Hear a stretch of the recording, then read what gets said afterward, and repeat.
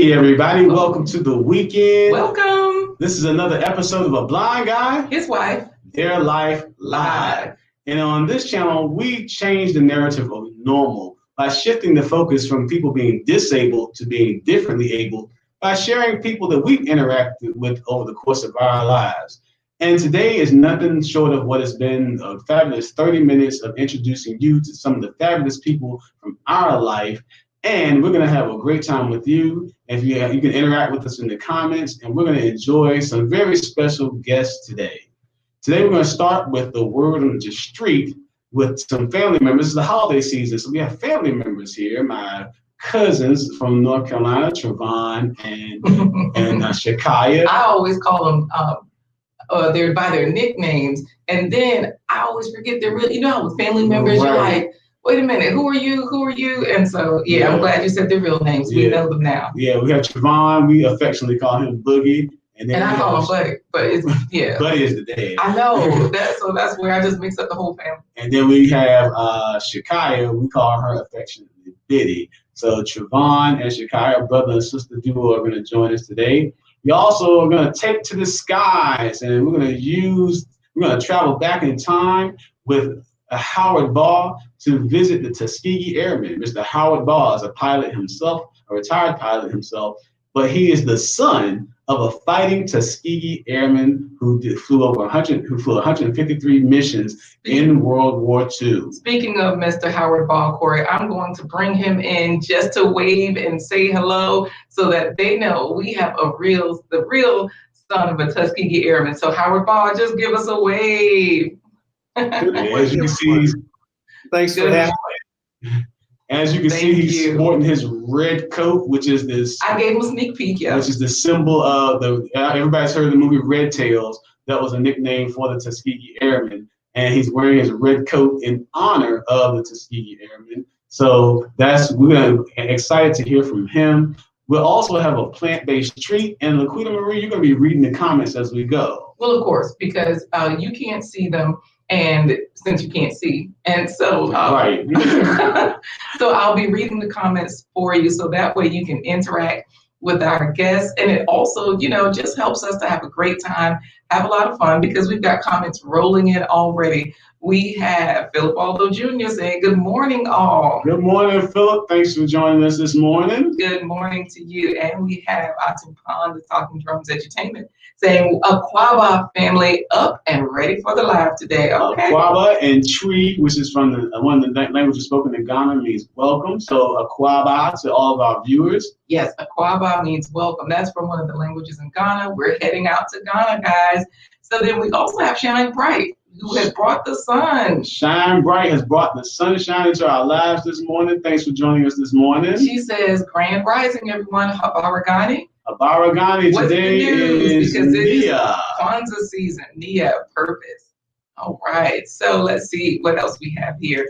Atum Kwan says, Jima. So we have all of our Kwanzaa principles coming through, and listen to Global Green Book. Habaragani. Habaragani. Ujima, that's what our Atum Kwan, the Talking Drums Edutainment, they're shining through. Everybody's chatting it up, just saying hello and good morning. Well, Corey, let's bring in our guests for the day. I think they have a word of the day for us. Right, today we're going to have our special guest coming out. Our first of our special guests of my cousins and a brother and sister tandem, Trevon and Shakaya. So it's time for today's Word on the Street with Shakaya and Trevon. Good morning. How are you guys today? Good. All right, so you guys have the word on the street for us today, Trevon and Shakaya. What is our word on the street? Nia. It is a Swahili word. And Nia is Nia. You said Nia is it's a Swahili word, and it's a principle of Kwanzaa. We've already been shouting out a lot of the Kwanzaa principles, because from the day after Christmas to January 1st, we just go over these 7 principles to remind ourselves of, ways to live, sort of like a New Year's resolution. And for the most part, we practice these purposes or principles all year long. So tell us, what does Nia mean? Nia means to commit ourselves to other, to the glorious duty of restoring our families, our neighborhoods, and our people to historical greatness. So basically, it means having a purpose of improving the community around you and building your community up with positivity. You guys, I've talked to you. You guys have some pretty interesting career paths that you guys want to take to make the world a better place. So Trevon, since you're the oldest, we're going to start with you. What are your plans to make the world a better place? I plan to become a dermatologist and help people with their quality of life and their skin. Oh, okay, a dermatology, helping with quality of life, and that's true because I know me when I was a teenager, I had acne, and I wish I had a dermatologist in the family, and so that would have been great to have you if you were older than me, and it does help because when you actually look better, you feel better. Absolutely, and speaking of looking better and feel better, our kids, your cousins, are saying, "Hey, cousins." And then we also have Zenobia Ridley saying greetings to our youngest guest. Our young guest. Yes, Supernovia, she's there. And then we also have our kids on our other account saying, hey, cousins. So yes, the family is shouting you out. Well, speaking of purpose and Nia and the principal, the Kwanzaa principle, what about you, Shakaya? What's your purpose? What's your goal? I want to become an organic biotechnician. Oh, that's a big word. Explain it to us. Like, what does that mean for those of us that aren't familiar with it? You alter plant genes to help them be able to fight pests and viruses, which could also help end world hunger. So dealing with plants, altering the genes so that they can naturally ward off pests and things like that. So this way the food stays strong and you don't have to add chemicals to it. Right. And we can get the nutrients from it naturally. Okay. And that goes right into our DNA as a family, Shakaya, because we have family that worked in agriculture down there in North Carolina, and whether it was actually working with on a farm with crops or with raising animals. So you're just carrying on the tradition. So you guys are a superhero tandem. You got Dr. Derm and Super Farmer. So that'll be a new Marvel comic series coming out pretty soon, hopefully. Yes. We also have my mama in the house. She's saying good day to everyone. So she's welcoming you guys as well. Good day to everyone. That's from Mama C. And Zenobia also told you, Corey, wow, to my favorite family. I'm looking forward to our special guest. So you guys are the young guest, and Mr. Howard Baugh is the special guest. Have you guys, now Howard Baugh, he's our guest. And by the way, Corey, Nubian S also says, good morning, family. Nubian S, good morning to you too. Good morning. So have you guys flown before? Because Howard Baugh, our special guest, was a pilot, and his father was also a pilot. Right. Have you guys, do you guys have pilots in your family, or have you flown in an airplane? No. I'm scared, really. I'm staying on the ground. Yeah. You know, staying on the ground. Well, you know what? What we will do is hopefully you'll stick around for the rest of the program. You can always watch it on another device. I'm sure Mr. Baugh will tell us, how safe it is. I mean, after all, his dad, as a Tuskegee Airman, he made it, all the way into older age. Mr. Baugh is still here. And they both have flown lots of airplanes. And so, guys, we hope you enjoy it. But this has been fun. Thank you for coming on today, Trevon and Shakaya. So we're going to put you guys backstage, and hopefully you can hang out for a while as we prepare to bring on our special guest today. Thank you, guys. See you next time. All right. All right. That was fun. Yeah, it's always good to have family members come in, especially around this holiday season. Yes. Now, today we have a very special guest, and I'll tell you a quick story that relates to what he's going to talk about. When I was 17 years old, I had the privilege of going to the Tuskeegee Airman Museum in Delaware. And when we got there, this gentleman, he was a European white gentleman who was given the tour, and he actually told this story. He said, when I was flying bomber planes in World War II, I went up every time I went up into the sky. I went up with the Tuskegee Airmen as my escort. He said I saw some of them go down, but they never ever let me go down. And that's why I'm here to tell the story today. He was bald, and I was bald, and so it was a very emotional story that he told. But when I met Mr. Howard, our special guest, Mr. Howard Baugh today, he told his story. I always think of that story and just imagine Lieutenant Colonel Howard L. Baugh was possibly one of those pilots that helped that gentleman get home safely. So today we want to bring in today's special guest. He's a fly guy himself, and not just because he looks good. He's a retired pilot and son of a Tuskegee Airman, Mr. Howard Baugh. Good morning, all. So nice to be here. Good morning. So nice to have you. I am the president of the Howard Baugh chapter, Tuskegee Airmen Incorporated, based in Petersburg, named after my father, who was an original Tuskegee Airman.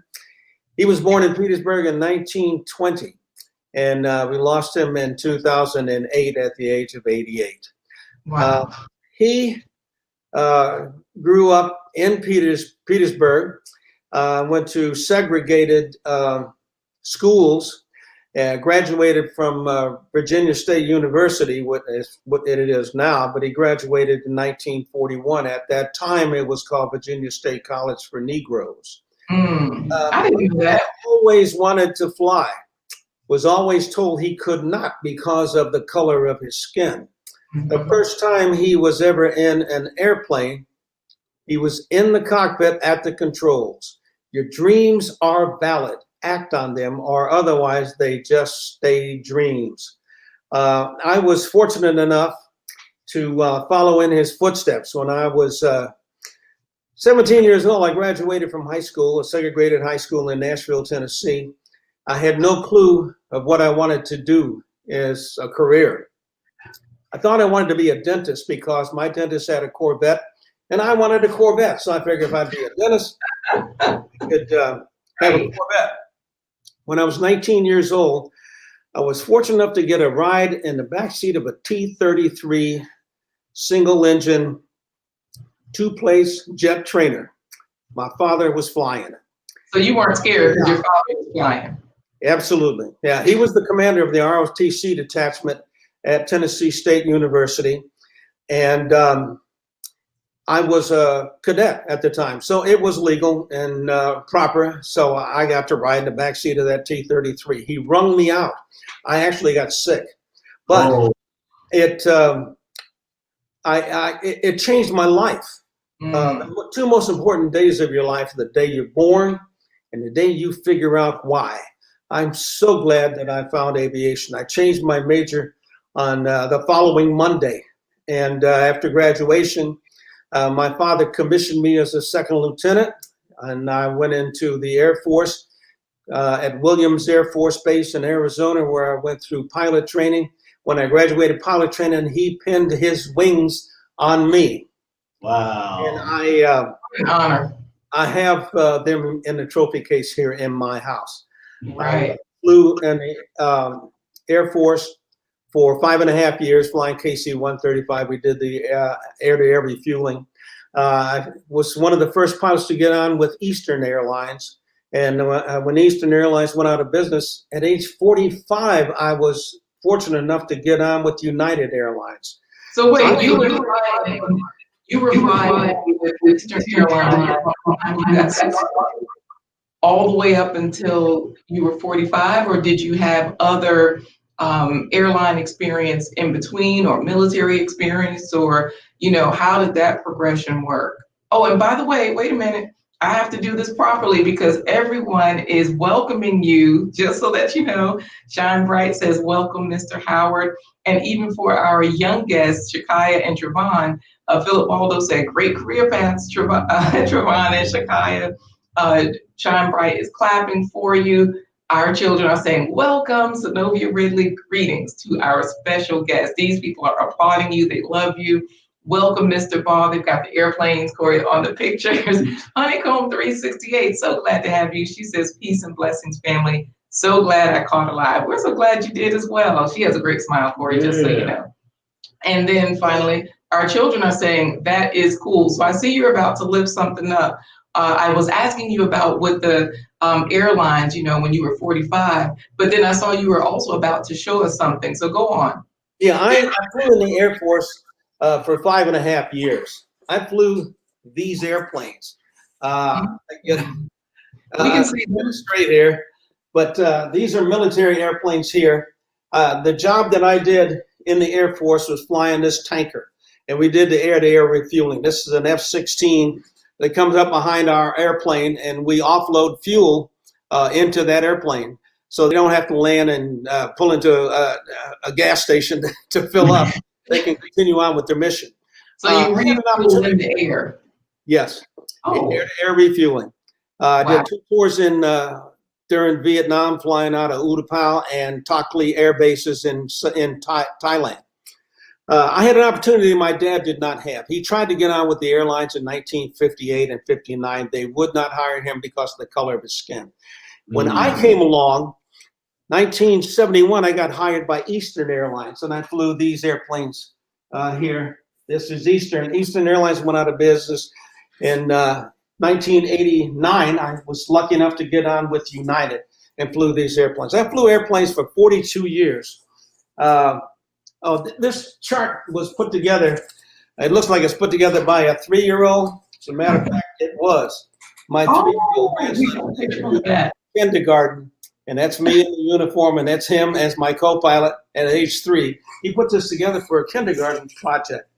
That's, you know what, that's the way to do it, because your family is definitely, we value our family members from whatever age they are. We get them involved. We get them started. Our own children are saying, wow, and they have all those W's for it. So, they're just in awe right now. Nubian S is applauding you. Our children are saying that is so cool. And also Philip Waldo Jr. is welcoming you as well. So they are loving your story. They are really intrigued with this.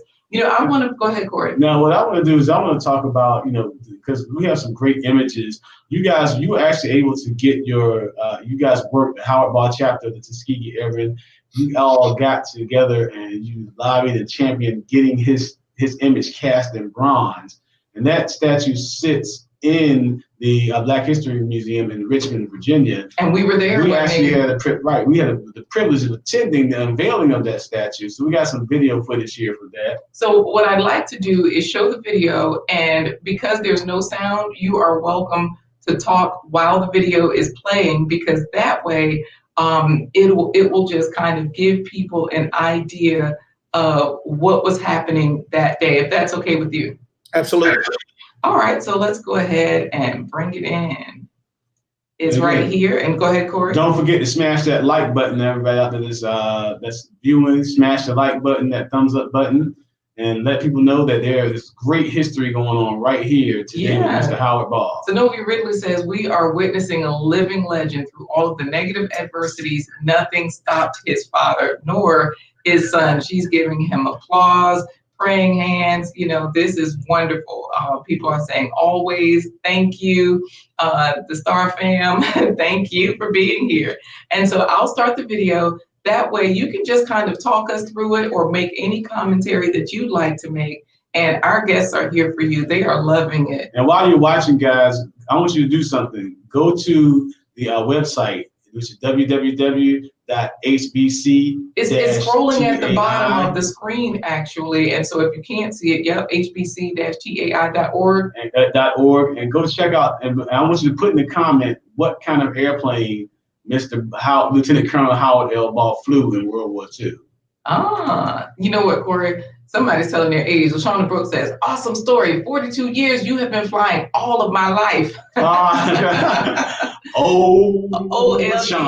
Right. So I'm going to start the video. Here we go. Of course, that's the program you can read. And that's a bio of my dad. That's the entrance. You need to visit the Black History Museum on Lee Street in Richmond. Wealth of information, a wealth of history. Okay, I'm just pausing a little bit so that way as it moves, if you start talking, I'll just pause it a little bit. Okay. These are images from the museum. Right. And the important thing about this bronze casting is that it has your father's image on it. But wait, that's us, Corey, with Mr. Baugh. Oh, that's a very nice looking couple. Indeed. That's the stage we were getting ready to make the presentation, and there's the website address at the top of that poster that I have behind me. Right. I only have a few pictures and posters behind me because the majority of my traveling show is at the Portsmouth Art and Cultural Museum that was supposed to have a major display back in March. Then the pandemic came along and closed everything down. But when it opens back up, I encourage everyone to go and see the display there. I'm teamed up with a historian from Tuskegee Airman, a guy named Jerry Telefaro, has quite an impressive show of model airplanes, posters, photographs, ton of information. I'm sure that history buffs will be absolutely ecstatic.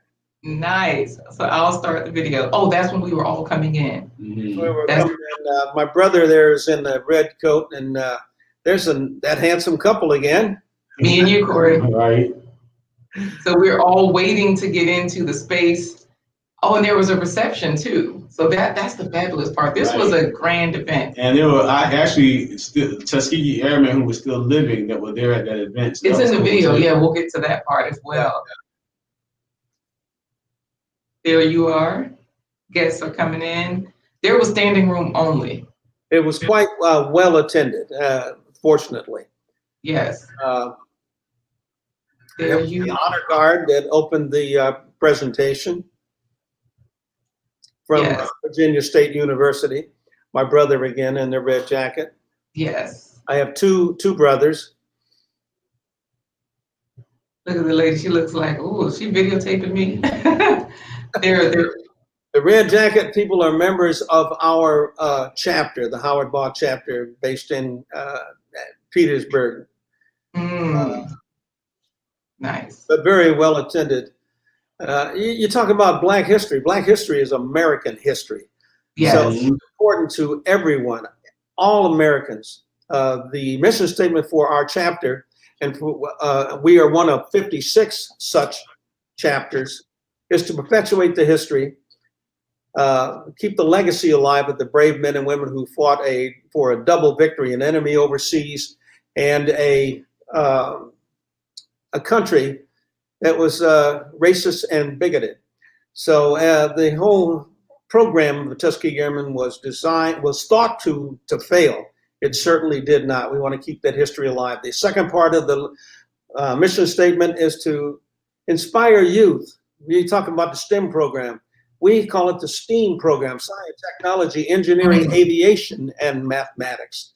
I flew for 42 years. Oh, aviation. I didn't consider it going to work. I absolutely loved it. Loved going to work. Mm-hmm. Now, speaking of keeping the legacy alive, we want to move ahead and talk about some of. I know our viewers want to hear about some of your father's wartime experiences and like how that came to played out in his life. Let's talk about Lieutenant Colonel Howard L. Baugh as a fighting Tuskegee Airman in World War II. Oh, so I'll pull up some of the images from this museum. I'll finish with this because right now, Corey, they are unveiling the life-size statue. So Mr. Baugh is there. The statue of his father is taller than him. It's on a small pedestal, but it's right there so that everyone can see that. And the first picture from the museum is of this bronze statue that the museum has on their website. So I'll go ahead and finish up because now we were just, having a great time. There you are, Corey, smiling with me and Denise, and then there's the program again. Mr. Baugh, everyone is having such a great time with you. We have our Shine Bright is saying, such a true testimony of overcoming adversity. I love that you were able to live out your father's dreams. And then, of course, our children. This is literally very, very, very, very cool, very cool. Okay. We have my thoughts on everything. Hello, good to have you here. My thoughts on everything says, how are you doing? Nice live stream. Thank you. He's in the Netherlands, but moving back to Ghana. We'll see you when we get to Ghana. My thoughts on everything. Corey, this is so amazing that your father encouraged you enough so that you were able to live out his dreams. Just so amazing. That's from Octopon Talking Drums. Black Philip Waldo Jr., Black history equals true history. Yes, Right. yes, yes. The Star family says, any and everybody can be inspired by you. And Honeycomb 368 says, wow, this is so beautiful. So I'm going to bring up that museum photo so that we can hear more about, about your father as a World War II pilot. Yes. My dad was fortunate enough to get into the program. The first picture, of course, is the statue that is on display at the Black History Museum in Richmond. Mm-hmm. The program, the Tuskegee Airman pilot training, was expected to fail. It did not fail. It was such a success that they had a 40% washout or failure rate, where the white bases had a 60% failure rate. And when they found out about that, they insisted that the Tuskegee Airmen fail 70% of the classes. This is a picture of my father's graduating class. My dad is the tall one there with the circle. Of the 20 people who started in his class of 42J, these 4 were the only graduates. Oh, wow. The program was set up to wash out most of the pilots, 70% of them, and the cream of the crops are the ones that managed to stay the course and graduate. From the left, Terry Edwards is from Steubenville, Ohio. Next to him is Terry. Oh boy. He's from Texas. And this gentleman here is Melvin T. Jackson from Warrenton, Virginia. Of the 992 pilots who graduated from Tuskegee, 38 were from Virginia. So we were very well represented. This was supposed to be a test, and the test was supposed to fail. Well, the gentleman reading the letter is Colonel Spanky Roberts. Over his shoulder, with the helmet and the goggles on, is my dad. He was one of the 8 pilots shown there. There are a couple that weren't in the picture, but the squadron shot down 13 airplanes in 2 days. This was Spanky Roberts, the colonel, is reading the congratulatory letter from headquarters. So the Tuskegee Airmen obviously passed the test. My dad flew 136 combat missions and was credited with 2 aerial victories. One of them was shared by his wingman, so he actually got 1.5 aerial victories. Right. But the Tuskegee Airmen flew 15,553 sorties on 1,578 combat missions. They escorted 179 bomber escort missions, losing only 27 fighters throughout the entire war to enemy fire. Their white counterparts, the other squadrons, had an average loss of 46. They shot down 112 airplanes, destroyed another 150 on the ground, damaged another 148. They destroyed 950 rolling stock, which included 600 rail cars, tanks, distance carrier, troop carriers, supply carriers, 950 rolling stock. They destroyed 40 boats and barges. 2 of the Tuskegee Airmen in P-47s destroyed a German destroyer, and that's the P-47 there, as you see. Yeah, these are photos from the website, and this is just the Howard Baugh chapter. So like the website that's scrolling at the bottom of the screen, HBC-TAI, this is where you would go to find this information, to contact Mr. Baugh, to book him because, like he said, he tours with this information and presents to continue this legacy. The last thing I'm going to ask you, Mr. Baugh, is to explain how the airplane Connie relates to your father. You know, let me go back to that picture so that we can hear about it. The picture is my dad leaning up against the Connie Jean. I don't know if it's going to come up there. It's back here towards the beginning. But it'll come up here. He's like, I got it right here. If I can get this, yeah. My dad painted his wife, my mom's name on the side of his P-40 when he first got there. And my dad was a fighter pilot, was a flight instructor, a squadron commander, a teacher, but more than anything, he was a great husband and a great father. He gave all credit to who he was to his wife, my mom. He said he was motivated, but a little rough around the edges, and she refined him. They made quite a team. And I have discovered in my long life that life is a team sport. The better team player you are, the better your life is going to be. Right. The Tuskegee Airmen initially, there it is. A lot of pushback. They didn't want the program to start because there's the picture. But they didn't want the program to start because they didn't want black officers giving orders to white troops.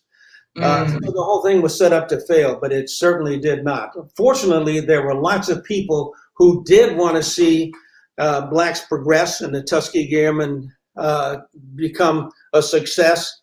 It's amazing what we can accomplish if we all work together. Yes. Are you listening? It's amazing what we can accomplish if we all work together.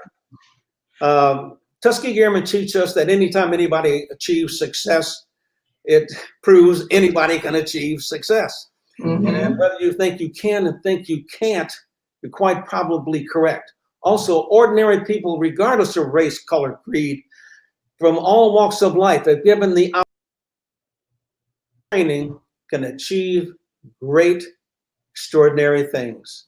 Now, if you book Mr. Howard Baugh for a speaking engagement, he's doing virtual presentations right now, and then hopefully once we get past all of these things with the Rome, he can do a live presentation for you. You hear all sorts of fascinating stories about his father's near misses as far as his plane getting shot. The only thing on Connie Jean that got shot off was an antenna, but there's a lot of fascinating stories about Lieutenant Colonel Howard L. Baugh's adventures in Europe as he flew for the Tuskegee Airmen. It's been a great pleasure having you on, Mr. Baugh. We definitely appreciate your time. This has been great. Did you have any lasting words, any parting words for our guests? Because yes, anyone can contact me through the website. And I encourage all to look at and peruse our website. Also, Google Tuskegee Airmen. There's a wealth of information out there. It is very interesting. I'm sure you will enjoy it. Thank you. There you go, folks. You heard it from yourself. You didn't even have to watch the movie Red Tails. You can go to the www.hbc-tia.org and get the actual Tuskegee Airmen Incorporated. Okay.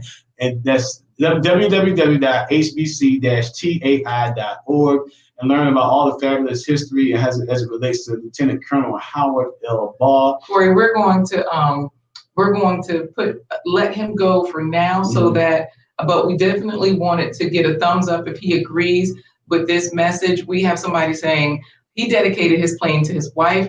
Black power equals black love. If you agree with that message that Corey should dedicate a lot more to me, please give us a thumbs up, Mr. Baugh. We'd appreciate, hey, 2 thumbs up. That's what I'm talking about. All right, Mr. Baugh, then we'll see you soon. Yeah, we're gonna put you backstage for real now, right? All right, thank you. That was a great interview, and today we can't leave you without wetting your taste buds a little bit as LaQuita Marie, Chef LaQuita Marie, presents to you today's plant-based treat. All right, guys. We've got a super quick plant-based treat, probably something you already eat, but you know we're trying to get everybody eating more fruits and vegetables. Here we go. Banging brown rice. I'm gonna get the rice started. I've got a couple of onions and some spinach. Chop the onions into medium-sized pieces. Onions are full of antioxidants, including quercetin, a powerful anti-inflammatory compound. Onions can lower blood sugar and cholesterol and can improve bone density. Add onions, spinach, 2 cups of rice, and 4 cups of water. Dark leafy greens like spinach are important for skin, hair, and bone health. They provide protein, iron, vitamins, and minerals. Cover with the lid, cook for 30 minutes on medium-high. Add 2 teaspoons of seasoning salt. Serve it up. Let's eat. Let me know what it's like. Yeah, you need to blow it. It's so good. So, do you taste the spinach? Mm-mm. Do you taste the onions? Okay. I was gonna eat plain bowl rice. Coco, somebody else has to try it. Yeah, Coco, I haven't tried it yet. Okay, you try it. I'm putting this with those black eyed peas. Okay. No. How is it? The rice was good, but when you put it with the black eyed peas, it was delicious. All right, everybody. Thanks for joining us on today's episode of A Blind Guy, His wife. Their Life. Join us every Wednesday, Thursday, and Friday from 11:15 a.m. to 11:45 a.m. Eastern Standard Time. Standard Time in the United States. Tomorrow we have another fascinating guest, Dr. Kadisti Yusuf. You're going to actually meet my side chick for 20 years, and LaQuita Marie is okay with it. So y'all come on in and see how that works out for you.